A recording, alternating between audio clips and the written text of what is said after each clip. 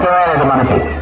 మన భారతీయ సంస్కృతి, మన గ్రంథాలు మనకు తెలియజెప్పేవన్నీ కూడా ధర్మం ప్రకారం నువ్వు ఏమైనా చెయ్యి, అది 100% సక్సెస్ అవుతుంది.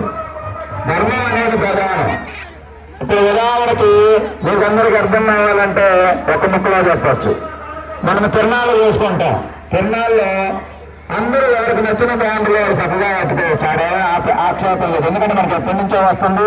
అందరూ ఎవరు ఇష్టం వచ్చినట్టు వాళ్ళు చేసుకుంటాం, పాటలు పెట్టుకుంటాం, బ్రహ్మాండంగా ఎగురుతాం. కానీ అది ధర్మం అయింది. కానీ ఈరోజు ఒక చిన్న బ్యాండ్ పెడితే మనందరికీ బాధ కలుగుతుంది. ఎందుకు కలుగుతుంది? ఇక్కడ ఈ కార్యక్రమం యొక్క ఉద్దేశం దెబ్బతింటుంది కాబట్టి మనందరం దాని గురించి బాధపడుతున్నాం. అంటే అది అధర్మం అయింది.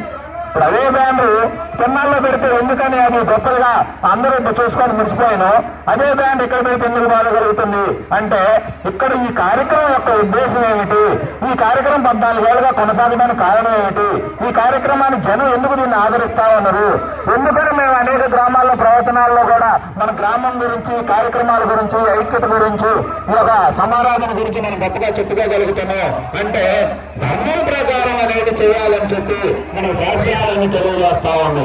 అర్థము అంటే ఏమిటి?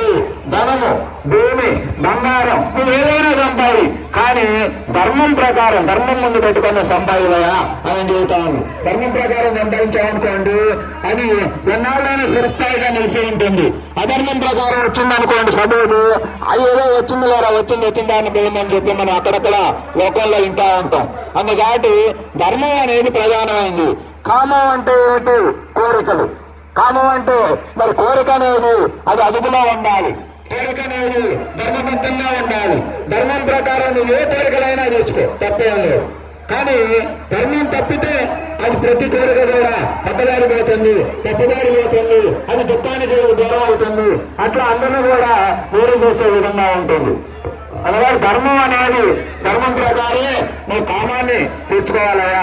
కామం అంటే కోరిక. ఏ కోరిక?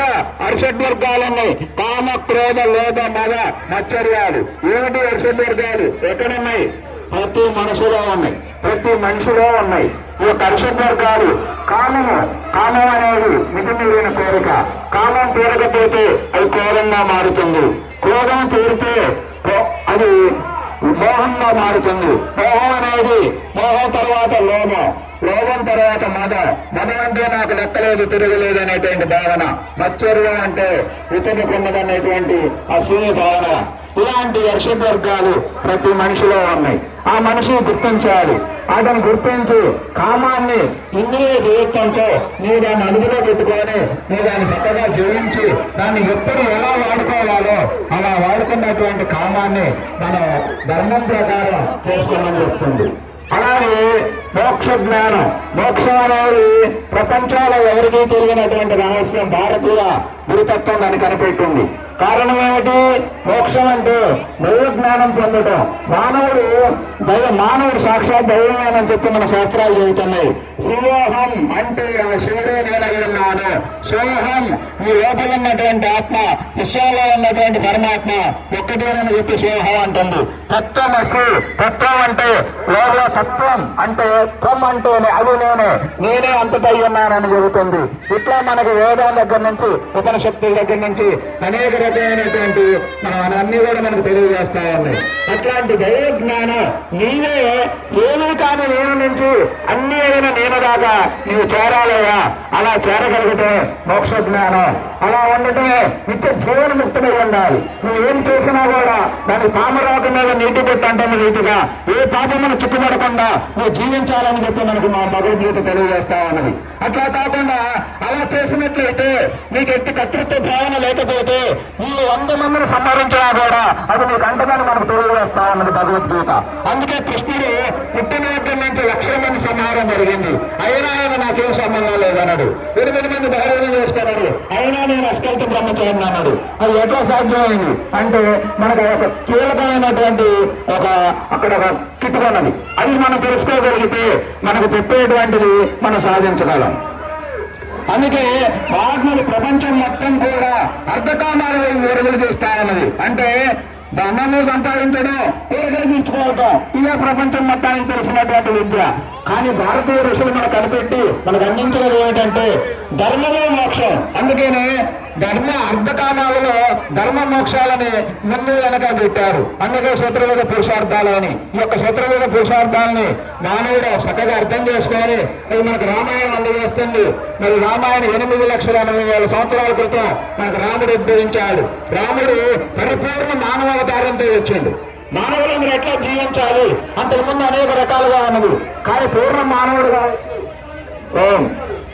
మానవుడు పరిపూర్ణ మానవావతారంగా ఎట్లా జీవించాలి, అన్నాదమ్ములు ఎలా ఉండాలి, భార్యాభర్తలు ఎలా ఉండాలి, నాయకత్వ లక్షణాలు ఎలా ఉండాలి, ఇట్లా అనేక రకాలుగా రాముడు మనకు ఆదర్శంగా అందించడం జరిగింది. అలా మనం చూసుకుంటే రామాయణం అనేది మనకు అంత గొప్పగా ఉన్నది. కృష్ణుడు పూర్ణమైనటువంటి జ్ఞానావతారంతో వచ్చిండు, దైవావతారంగా మారిండు.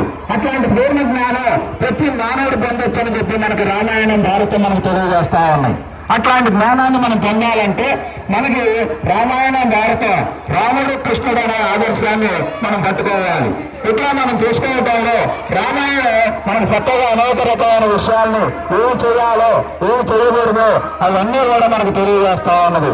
అట్లాంటి రామాయణాన్ని మన అందరం కూడా అర్థం చేసుకొని మనం ఇట్లాంటి ఐక్యత సమతాభావాన్ని మనం పెంచుకోవాలి.